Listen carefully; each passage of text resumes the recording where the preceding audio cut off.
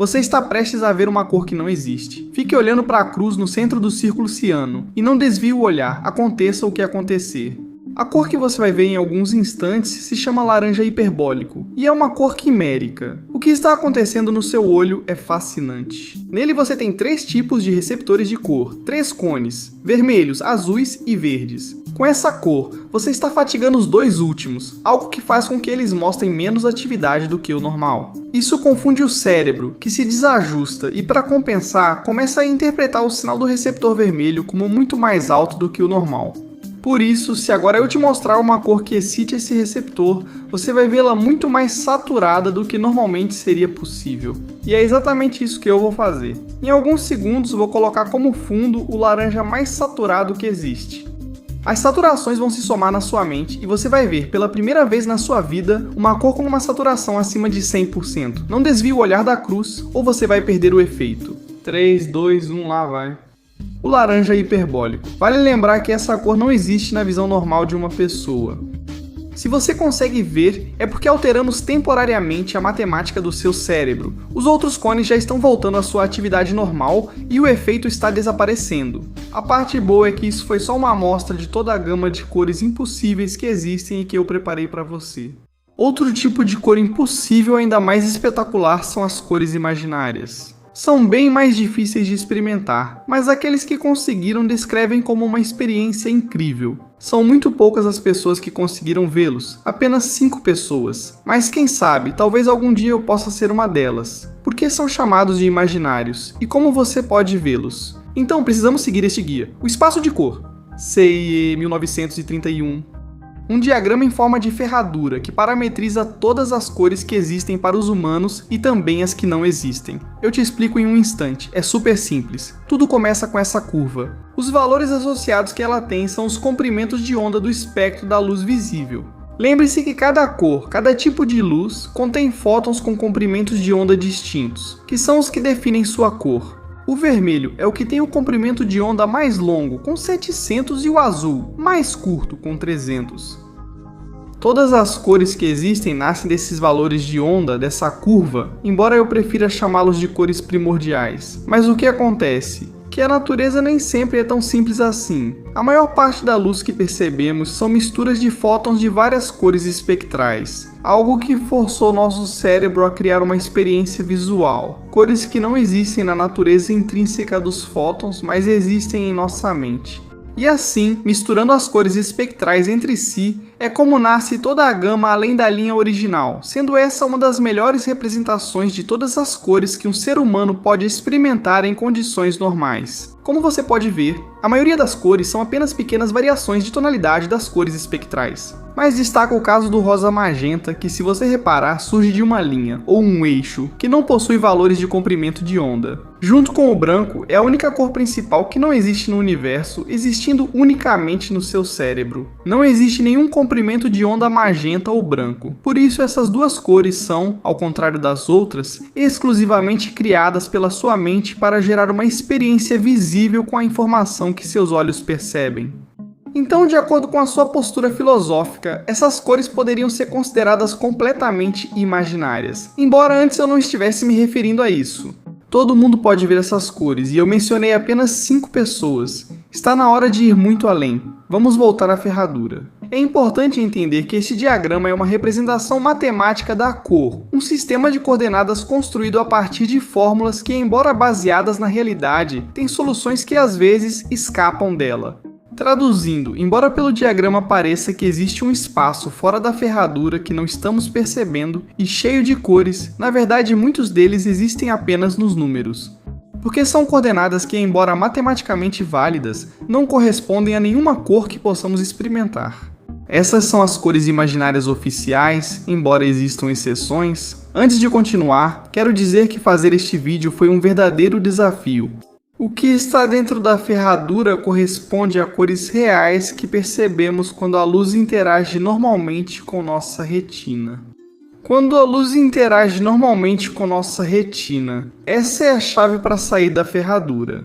Se conseguirmos alterar isso, podemos chegar a ver algumas dessas cores imaginárias com nossos próprios olhos. Para entender como fazer isso, você precisa compreender muito bem como funcionam as partes que queremos manipular. Seus 3 cones, os receptores da cor.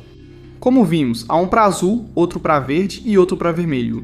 No entanto, esses nomes são uma simplificação, pois na verdade cada um deles pode enxergar de tudo. Por isso, costuma-se chamá-los de forma mais correta de curto, médio e longo. Este diagrama mostra os comprimentos de onda que cada um deles percebe. O verde azulado, por exemplo, nenhum deles enxerga muito bem, mas entre os 3 juntos é suficiente. Mas espera um segundo, isso não te dá um certo toque com a distribuição deles? Quero dizer, olha só isso. Caramba!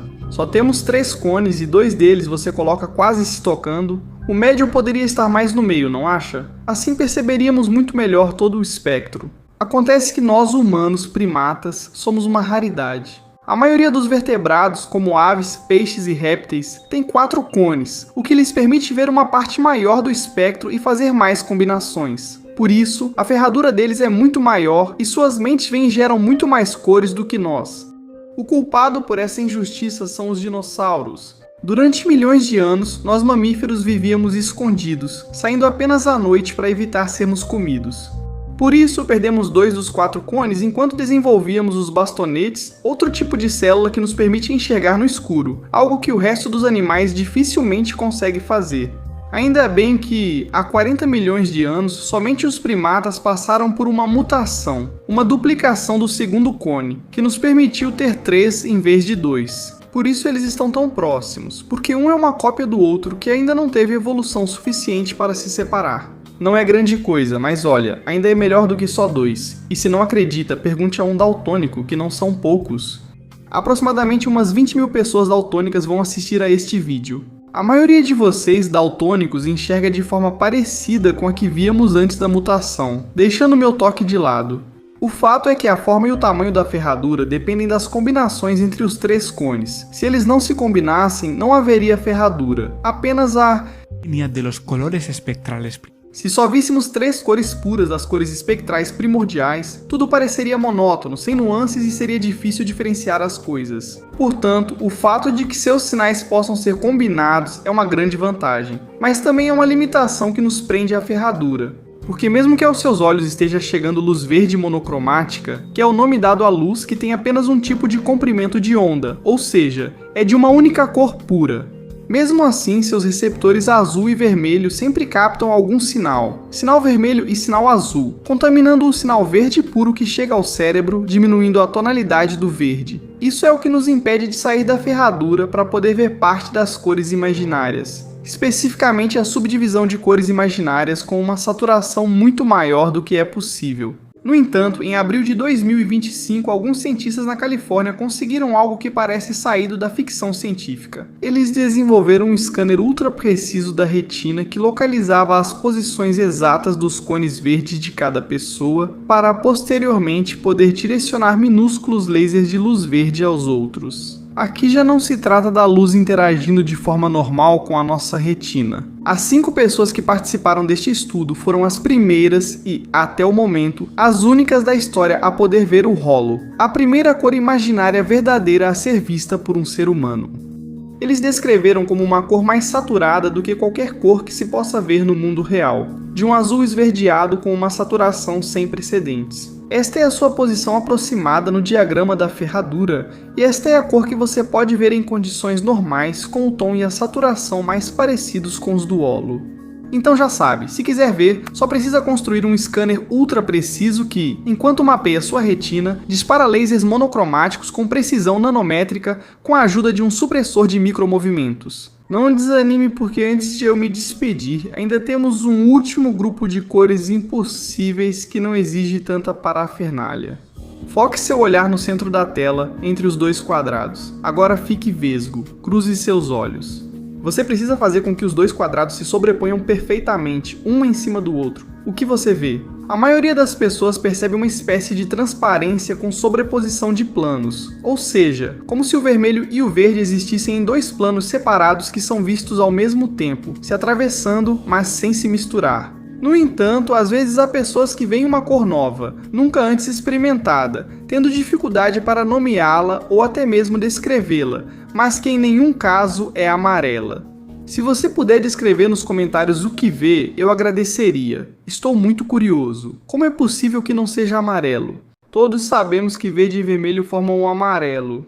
Se você pausar o vídeo e tirar uma foto de perto com o celular da tela aqui no quadro amarelo, vai ver que os pixels que acendem são o verde e o vermelho. O que está acontecendo aqui é que, como os pixels de uma tela são tão pequenos, a luz vermelha e a verde incidem sobre todos os cones de um mesmo olho, criando uma soma de ondas, um padrão de ativação idêntico ao que é produzido pela luz amarela pura, a monocromática. Para o seu olho, é fisicamente impossível distinguir as duas situações, e por isso, ele envia um sinal amarelo para o cérebro.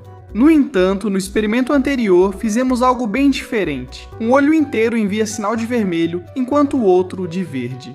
O choque de cores não acontece até que o sinal chegue ao cérebro, então aqui já não estamos falando de comprimentos de onda de fótons, mas sim de sinais neurais que representam cores diferentes. São coisas bem diferentes. E aqui entra um estudo que descobriu que, de fato, no cérebro temos neurônios de percepção com comportamentos excludentes, por isso propôs que nossa percepção do pixel também poderia ser excludente em alguns casos.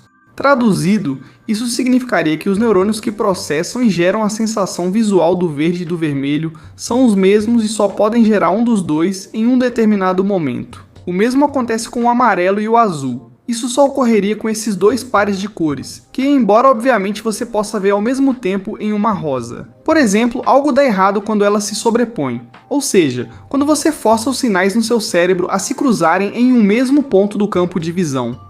É aí que ocorre o curto-circuito. Você vai entender melhor se repetirmos o experimento com o azul e o vermelho, cores que não fazem parte de nenhum dos dois pares proibidos. Ao cruzar os olhos, verá o roxo aparecer. Neste caso, o cérebro consegue misturar ambos os sinais e gerar a cor que todos conhecemos, que é idêntica à que percebemos quando as cores se misturam no olho em vez do cérebro. Por essa mesma razão, se você prestar atenção na cor roxa, claramente você pode perceber que é uma mistura de vermelho e azul. É como se isso fizesse parte da sua essência. Mas você diria que no amarelo tem vermelho ou verde? Claramente não, por mais que você tente. Essa sensação é o seu cérebro tentando superar suas próprias limitações. É muito interessante. No entanto, eu disse antes que existem algumas poucas pessoas que realmente conseguem ver essa cor impossível resultante da mistura do verde com o vermelho, ou do amarelo com o azul. Isso pode acontecer porque, além dos pares proibidos, existe outra etapa do processamento visual em que o cérebro inventaria cores impossíveis para poder responder a esse conflito. Acredita-se que isso acontece com todos nós, mas apenas alguns conseguem perceber, pois é algo sutil. O que não é sutil é a minha vontade de que você dê like neste vídeo. Muito obrigado por assistir ao vídeo e até logo.